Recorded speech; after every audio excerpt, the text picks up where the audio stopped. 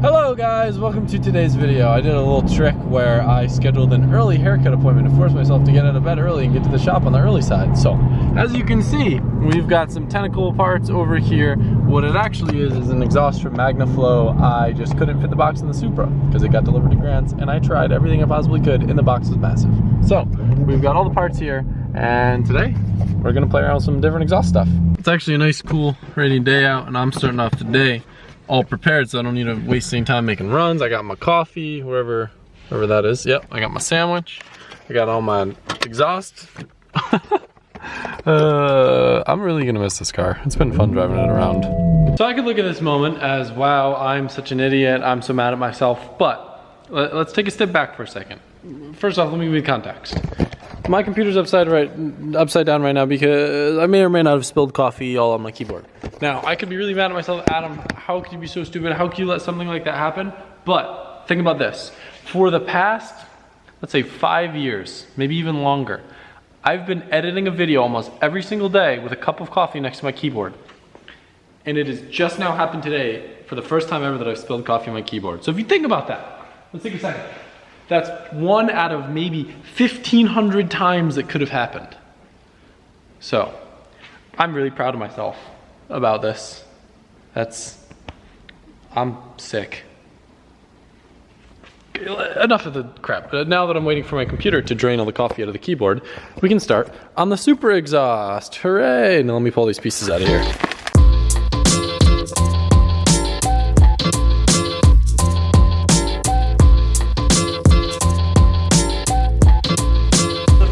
Might notice is that there are quite a lot of pieces for this exhaust. What we actually have right here is a MagnaFlow exhaust system for the Supra.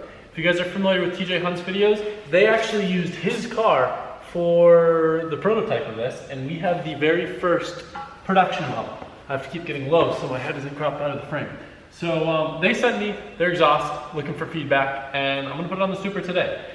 First thing you're gonna notice, there's a bunch of different pieces. It's because it's actually modular. So this piece right here, this is the front section, 3.5 inch. Or we have a 3 inch. A lot of times 3.5 inch, you might get a little drone. They told me I won't see any drone, it's more of a height thing. So this will flow 30% better than the 3 inch front section, but you lose a little bit of ground clearance. So in that case, I guess you could go 3 inch, but you won't see that much gain over the standard factory exhaust.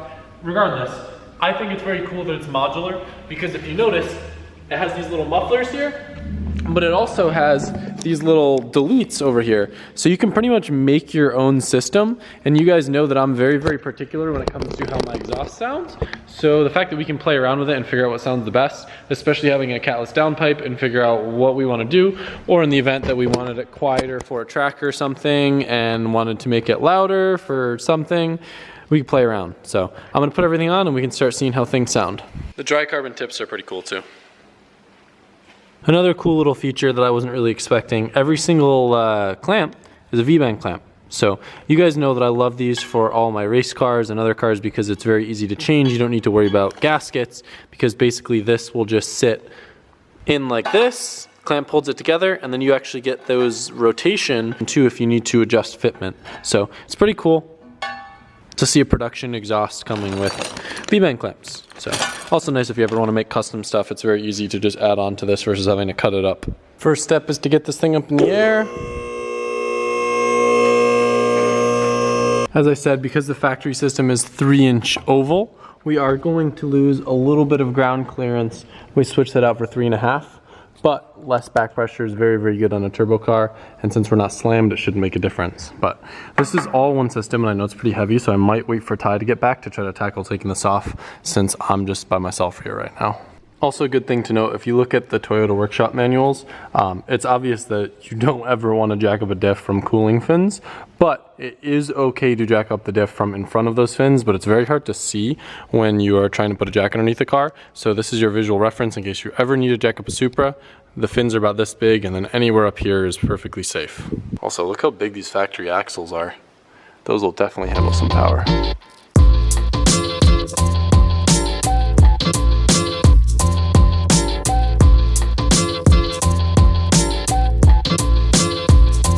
I kind of knew it was a bad idea, but Pulling off that full exhaust, I read that it was heavy. It was extremely heavy. My back is telling me it was about 5,000 pounds, so don't do it by yourself. I knew it was a bad idea, but I didn't have anyone to help here, so I kind of didn't have another choice. But like I said, we're starting off with a 3.5-inch front section. I don't see any reason, especially with all the mods that we have, to use the smaller one. So we're just gonna start off with the big boy. Slides right on, and then we got that clamp. We should be gold. Back pocket of nuts. Leave everything loose until we get everything all fitted up, just to make sure we've got the adjustments right, and then we'll do all the tightening last. I chose to just unbolt the stock section, that way off the car we'd have a little bit more room to get all the old hangers and everything off rather than struggling to do it with the limited clearance that we have on the car. So much easier this way. I have no idea why I'm being so dumb, but one of the exhaust hangers, I cannot for the life of me remember how it goes on. And I've been staring at this car dumbly for probably the past, I don't know, 15 minutes or so. I'm almost at the point where I'm gonna have to just call someone with a Supra and be like, yo, can you take a picture of this? Because I am baffled. I can't figure it out. Nothing makes sense. I'm basically going insane. But anyway, I'm just kind of hand putting on all the clamps, like I said, figuring out placement before I even tighten them or even orient them how I want to have them oriented. Because obviously you'll turn them to have them so they're not pointing down for a little more ground clearance. But it's cool how much flex there is and adjustability with everything. Like this little brace will go in here. It's kind of interesting. I figured out why I was going crazy. I've been trying to put this thing on the car the whole entire time and realized that there was another piece that must have just fallen when I wasn't paying attention. So it's like a double bracket, and that explains why I wasn't able to get it off. Or get it on. I feel so stupid now. Now the last thing that we gotta steal is this little electric module solenoid thingy, bob. I don't even know what you'd want to call it. Basically the thing that controls the exhaust valve. Sport mode makes the car a little louder. When you put it in normal mode, it's a little bit quieter. My guess is there's some sort of muffler bypass that's basically opening up when you put it in sport mode. So, just pull this out and put this on the new one.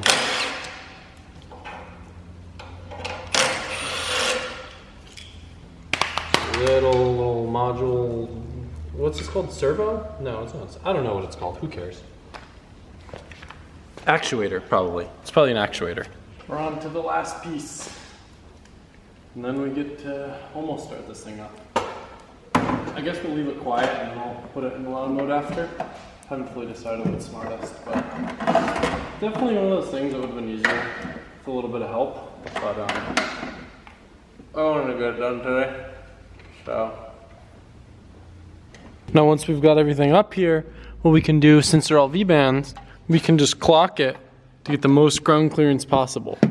So what we're gonna do, I'm gonna clock this one up like this, make sure it's not touching anything up top, and then I can tighten on this front clamp and then we'll just work our way back. Doing a quick check real quick to make sure that nothing is going to hit or vibrate. It all seems pretty good. These carbon tips look pretty cool too. So anyway, I'm gonna probably test it real quick with the quiet setup, and then I'll probably go over to the loud setup and drive it around for a while. If I get annoyed, I can throw back the quiet stuff in. By loud stuff, I basically mean these unmuffled test pipes.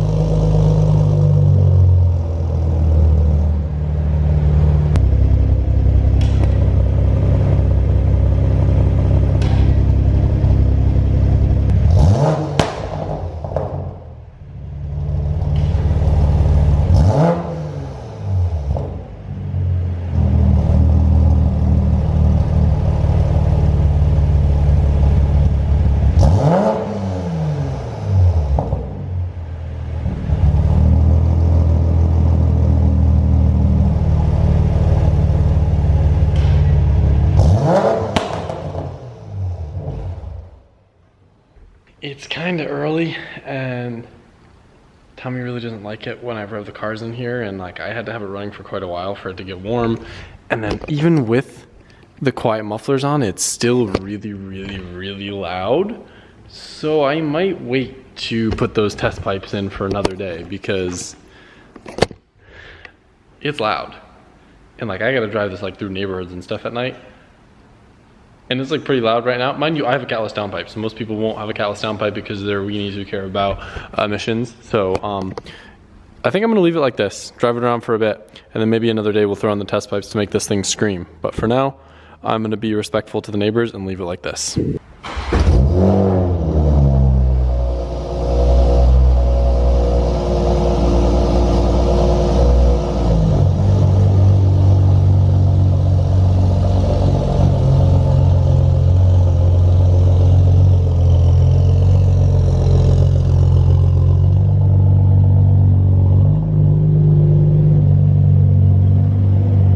All right, guys, we have a camera in the car and a camera outside the car. I'm gonna do my best to get some sound clips for you real quick, just with the GoPros. I don't have a body to go outside and get some exterior sound clips, so those will have to wait until we have more people around. So I'm gonna do my best to get some clips for you guys to show you what it sounds like. Mind you, it's wet, so I'm probably just gonna be spinning a lot, but.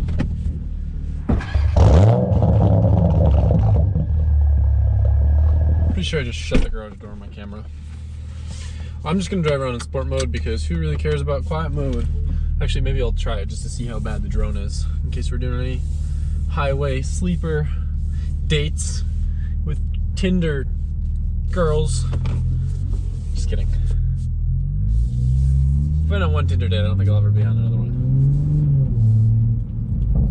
All right, not bad for auto.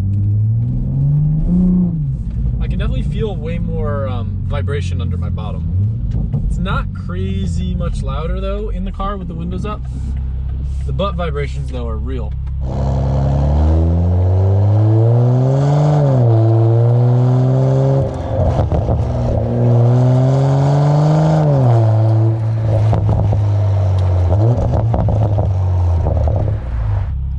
I know that the pops are gonna be loud too, but as of right now, it looks like we're on something good here.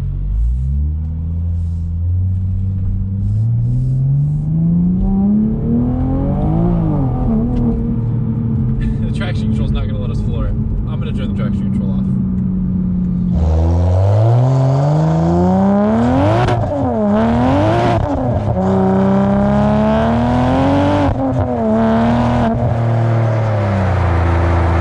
Third. Traction control's still screwing with us. I just want to show you guys what it sounds like, but the car keeps spinning. It's too fast. To spin in fourth too.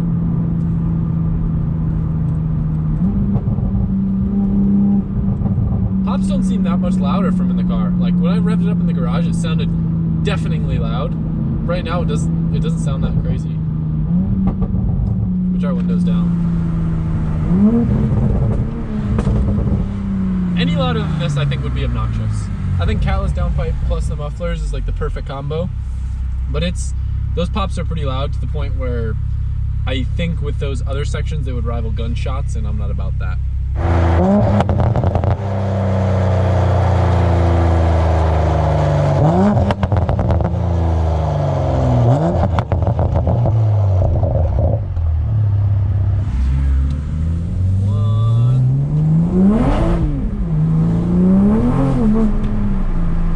I'm doing my best, guys.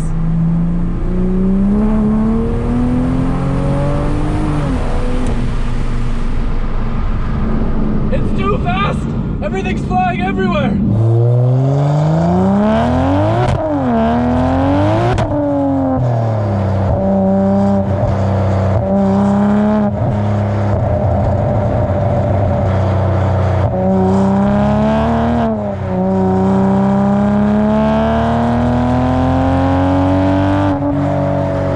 Not the best day to do an exhaust test video, but you can't put a new exhaust on the car and not rev it up and not drive it around. The people that make exhaust videos and they do like a cold start and a couple of revs in their garage, what are you doing? What are you doing?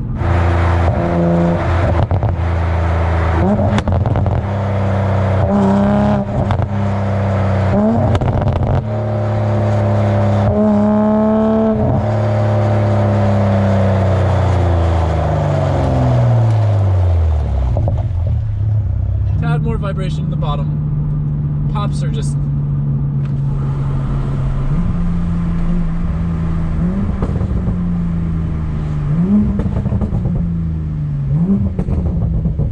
Before they were kind of like a snap, now they're a pop.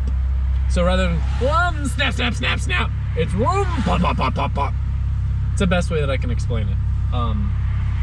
Sounds cool though. I could probably rev it here without being obnoxious.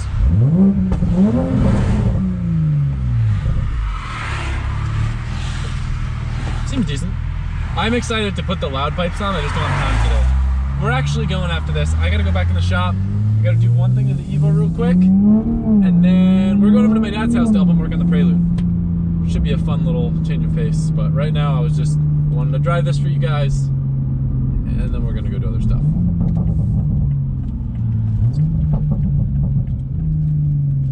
Not bad, not bad. Certainly not the most spacious job trying to take that actuator off, but I think I can do it without putting it on a lift, hopefully. Just kind of tight in there, getting my hands down in there. Use the handy dandy little Mighty Vac to set crack pressure. It's about 25 with about 2 mil of preload, and should be ready to go. It's kind of a pain, super tight in there, but I got it done. I think we're gonna go on the dyno tomorrow. I don't remember if I've given you guys an update on what we're doing, but just grabbed my dad's favorite meatball grinder with bell peppers from Pizza Palace in Newtown. The old spot. Exhaust, been good. Heading to Starbucks, I'm gonna force him to drink a latte since I'm eating his meatball grinder. It's only right to have that compromise. And then I'm gonna help him fix his clutch on his Prelude. I'll discuss that when we get there. I just gotta get over there, I'm hungry. It's so cool coming over and seeing this thing. Into the dungeon we go. The good old Prelude. All right, Dad, you're on camera. Do I look okay? You look great. All right, so what did you do to this thing? I think I used at too many miles, 165,000. And what's wrong with it? It just doesn't run. The clutch doesn't work. Nothing major.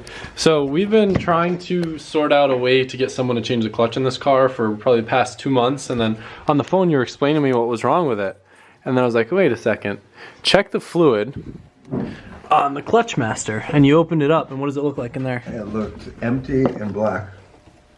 So there's a good chance that he's got a leak somewhere. So usually with these cars, it'll be the slave. So I think, if I'm not mistaken, the slave on these cars is down here. And just so I happen to have a spare one right here. So we can change the slave on this thing. All right, oh yeah, that's super easy to get at. Wow, I wish I had a Honda. You see it right down in there? Where? It's right there. That's it. Okay, okay. So I don't even need to get underneath the car. Okay. It'll probably change itself. You want some WD-40? Yeah, that'll fix it. For the bolts? Just to undo it. Wise guy. One thing I didn't predict about this being difficult was the fact that all your tools are American. No, I do have some metrics, but they're not organized. Oh, you do? These are metric, but Yeah. oh, you got an 11. Which just I think we're gonna need a 10 for that wrench. It sucks that I should have stolen a line wrench from Tommy's. Makes life so much easier. All right, so yeah, that's definitely gonna be a 10. Give me a narration of what's been going on the past hour. Well, first of all, Adam has been kind enough to give up his Thursday night to finally work on a Prelude, which he's always wished for. I did want this car as my first car, and why didn't you want me to have it? I don't know why. We go back a long time, like 12 years back. I even like started washing it for you, kind of hinting when I was ready to take care of it. Well, now you can have it. How's that? I have something better out in the yard called the Skyline. Is that what it's called? That's what it's called. Right now, Adam is underneath the dash trying to put the master cylinder back together with the clutch. So it's back together. He is acting like he knows what he's doing, but we don't know, folks, for sure. Hear that, folks? I just hate how I can't see anything. This was a 15-minute job that's turned into 2 hours and 15 minutes, but you know, sometimes it isn't exactly what you think it is. Sometimes.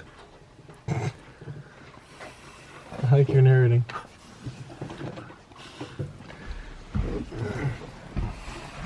A lot of maneuvering in this tight car, legs and feet all over the place. I think I took my shoes off for you. Yep, the shoes are off.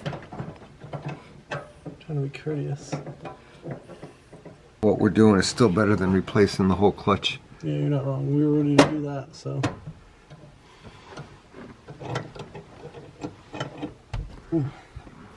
Adam is doing this with the precision of a watchmaker. You tell them what I gave up to do this for you? A party. Yeah. A big party. It was a big party. Lots of girls. Well, maybe I'll go. I'll take your place. You stay here and fix what you started. Is that what you want? Not really. No, actually the party got canceled because someone's dog got sprayed by a skunk. Oh my God. Yeah. Can you hear Gracie upstairs? Wah, wah, wah, wah, wah, the whole time. I don't hear her now, so let's not jinx it.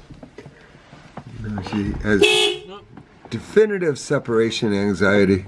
The only woman in my life that ever had separation anxiety from me. What, the dog? The dog. Yep, the dog. Is that a good thing or a bad thing?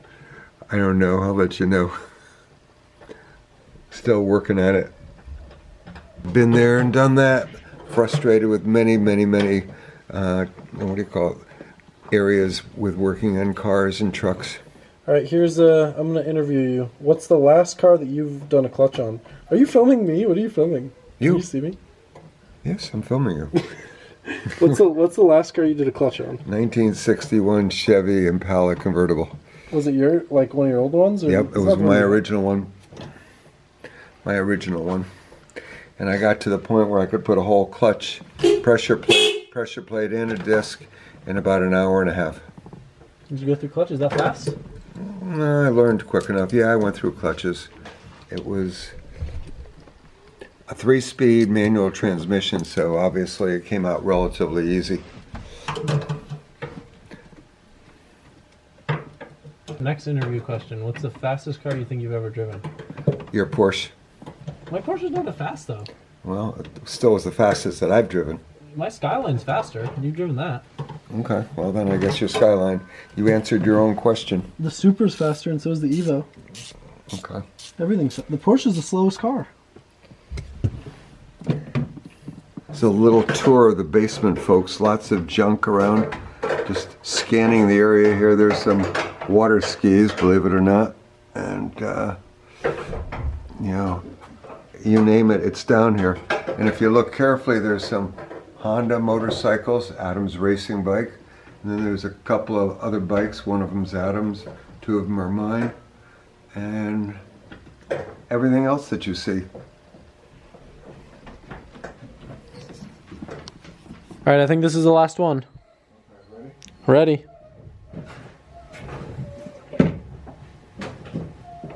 One, 2, 3, 4, 5, 6, 7, holding it down.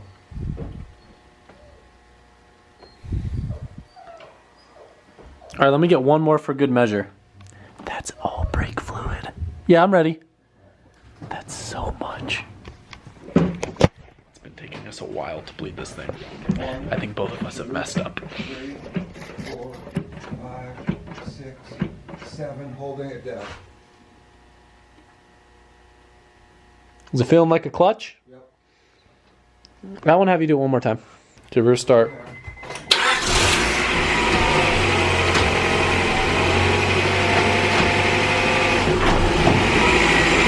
Did you do that on purpose?